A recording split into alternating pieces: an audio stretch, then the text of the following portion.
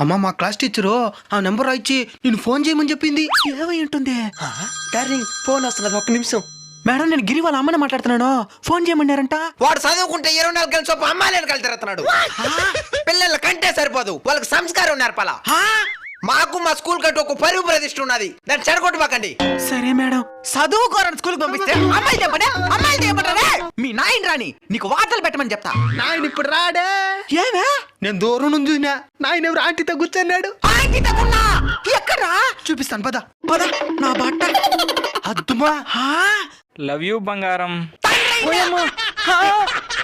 నీకు నాతోనే కాపురం చేసే చేత కాదు, నీకు ఇంకొకరిది కావాల్సి వచ్చిందా? ఎవరిది రజా? నువ్వే కదా మా పిల్లాడు క్లాస్ టీచరా? నువ్వే కదా సంస్కారం పరువు ప్రతిష్ఠ గురించి మాట్లాడిందా? అవునండి. నీలాంటి దాని వల్ల ఉపాధ్యాయుడికి మర్చిపడతా ఉంది.